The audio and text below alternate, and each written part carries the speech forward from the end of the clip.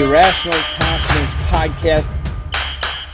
The top 25, 25th ranked to the USC Trojans. They're coming off of an 8-5 year. Lincoln Riley is in his third year at USC now. I think the best case scenario is 9-3. I got them 10-2 best case. USC Trojans, they're coming off of an 8-5 year. Lincoln Riley is in his third year at USC now. They've been known for the offense, not a whole lot of defense being played over there. It looks like Miller Moss is going to be the one taking over for Caleb Williams. He went off to the NFL this year. The real question for me, though, is going to be defense here, Fresh. What you got for USC going on? Well, first off, this is actually a true sticking point for Lincoln Riley in himself. Yeah, you've had 3 Heisman Trophy winning quarterbacks, 3 number 1 overall picks, but you know what? Your trophy case is pretty small. You have 0 playoff wins. And last time I checked, it's a team game. And I don't care how great you make your quarterbacks, you're going to run around on the field and make plays happen and give other guys, video game numbers. Your team isn't winning. There's only one thing worse than your brisket in the entire world, and that was your defense at Oklahoma and at USC. You come out there and you exhaust your defense, you score too quickly, you don't know how to play management football, you can't recruit on the defensive side of the ball to save your life. Your legacy of you being a quote unquote great coach or an elite coach or an elite recruiter is on the line. You come in here, we got Miller Moss, you go and get transferred Jaden Maeva from UNLV, who originally went to Georgia and decided not to and came back to the West Coast. You recruited Malachi, Nelson, a quarterback, to be the heir apparent to Caleb Williams. And after 1 year, he's gone to Boise State. Is it just more flash in the pan? You go out there and get Barry Alexander from Georgia in the transfer portal before last year. You pay him a bunch of money. Well, NIL paid him a bunch of money. I'm sorry. And the defense still was atrocious. What is this team all about? Is this flash? Is this Hollywood? You know what? Actually, it is Hollywood. It looks great on the outside. And on the inside, it's just turmoil, just, disengagement, complete, fairyland. It's kind of like a Hollywood dating situation or a marriage where the 2 celebs get married, but they get divorced or, within a year. It looks great on the outside. It's terrible on the inside. And that's what USC football has really become. And I think we all truly saw that. There was glimmers of it versus Utah in the Pac-12 title game 2 years ago, and then versus the loss to Tulane in the Cotton Bowl. But then we really saw it truly come to head last season, especially in South Bend when Notre Dame beat the trash out of them. And they made Caleb Williams look like a fraud. And he's not able to play under pressure. Offensive line had issues. Defense was terrible. Where does Lincoln Riley take this football team from here? Because there's some talent players on this squad, but they're individuals. They're not a team. We've hit the 2 quarterbacks. You have Zachariah Branch, receiver, was a big recruit last year. He's now going to have to show up because right now that cover is bare kind of all the guys going to the draft. And then you have Jaquavius Marks coming up from Mississippi State, running back. He's supposed to fill in for Marshawn Lloyd in that backfield. How are you going to get these fast little, players who are going to be out there putting up points to flow as a team in your offensive philosophy without a true mobile quarterback like Caleb Williams was, or a Kyler Murray in the past, or a Baker Mayfield? And then on top of it, get this defense to play at a high level. Yes, you brought over the DC from UCLA. You're trying to fix some of the problems there. You use the portal to try to bring some defensive players in. He brought a couple guys with him from UCLA when he came over on the defensive side. But it feels like paper champions all over again. This team has not shown in any Lincoln Riley era, I don't care if it's Oklahoma or at USC, that they are a true, full-on, both sides of the ball football team. Welcome to the Big Ten. It's going to be a lot. As great as the Pac-12 was last year and their send-off and their, the last ride in the sunset, the Big Ten is going to be tougher. The travel is going to be, different. The environments are going to be much more hostile. Because I'll tell you right now, I'm not scared of going into Cal or Stanford to play football. I'm not scared to go down to Arizona State to play football. These environments are going to be a lot more raucous. They're going to have to create their own juice. You can't go in like you went last year to Colorado in a hostile environment, which that was more of a want to be here moment than anything. You play lousy, loose defense. You make it a video game. You don't have the fire of that team to actually dig deep and make a play. They barely beat, some squads in their schedule that past year. It's just, where are we going to get? Is this a turning point for USC's program? It came in all the hype, Lincoln Riley going out there, being the king, doing all the stuff. And right now we've just seen a bunch of hollowness, and it has to really be fixed this year, or it could be the fan base, which I'm using the air quotes, is very loose. It's a Hollywood fan base and first French sport. They might decide to turn their backs on you and ride you out of town. So Lincoln Riley, this is more on you than the players or anything. You've got to get this football team to play full 60 minutes, both sides of the football, and actually compete in it and be intense, be physical. Because if not, this 25 ranking is more of a courtesy, and they'll be gone, before we get to October. Rush, I'm with you on a lot of this stuff here. The intriguing thing with USC for me that's going into the season is I'm not overly concerned about the offensive side of the football. Lincoln Riley, out of all the things the man has many faults, as you hit a lot of them on there, is, talking about him being a paper champion, those things. The one thing the dude can do is coach offense. His teams are never really abysmal offensively or anything like that. I don't think there's going to be a drop off. The question that we really need to ask about Lincoln Riley is, are you just a great offensive coordinator who will be a semi-middle of the road head coach? Or are you going to show that you can adjust, you can adapt with the times, adapt with the program, see what your program needs, and be able to coach those guys up? Everything's going to come down to the defensive side of the ball for Lincoln Riley this year.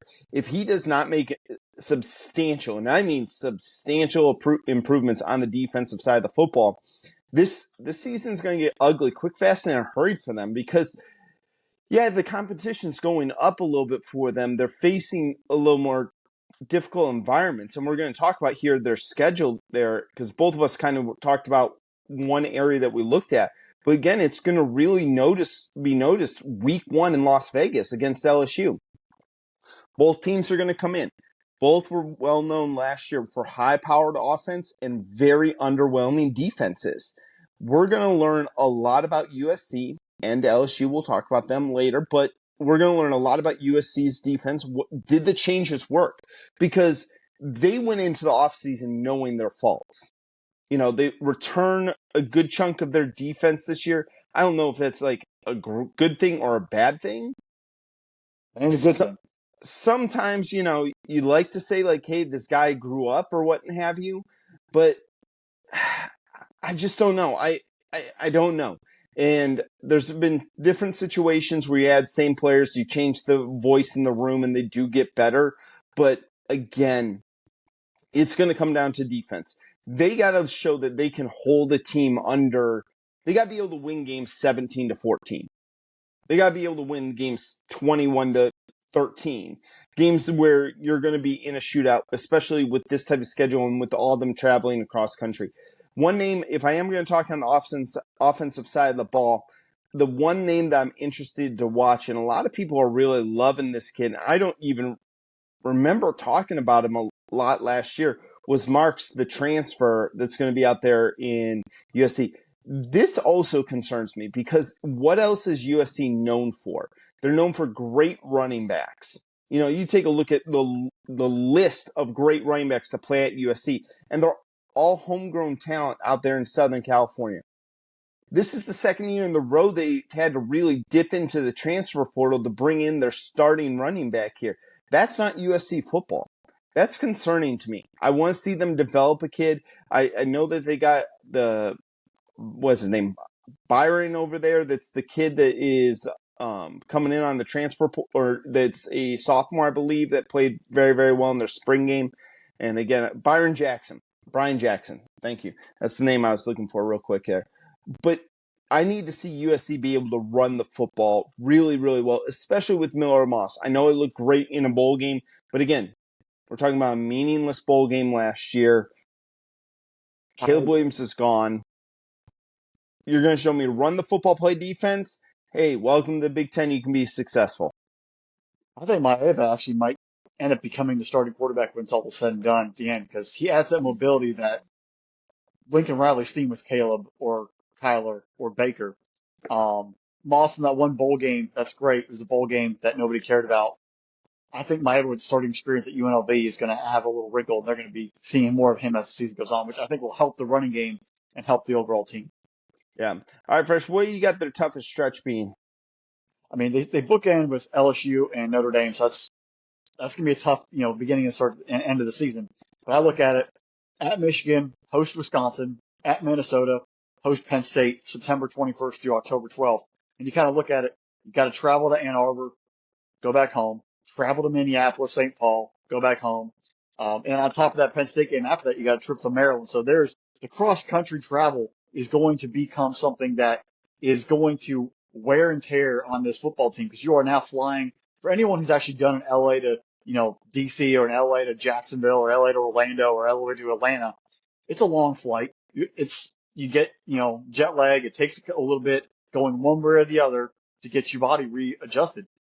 They're going to be spending a lot of time in the air flying. And they're not, obviously, with them watching Oregon, in UCLA, they're all going to have that same experience. But this is going to be something that could wear and tear on them, especially if you're losing. Guys don't want to have a long flight, Right. especially on the way home. It becomes a wear and tear thing that adds on. That's going to make the stretch a little more difficult for them. Right. And I have the exact same stretch for them being their most challenging part of the schedule. Again, if these guys were professionals, if we were talking about, 28, 29-year-olds, 30-year-olds, 27-year-olds, you're paid to oodles of money to, be able to handle those situations. You're a professional athlete here. And again, you can make all your jokes aside, but these still are young men, they're practically kids here.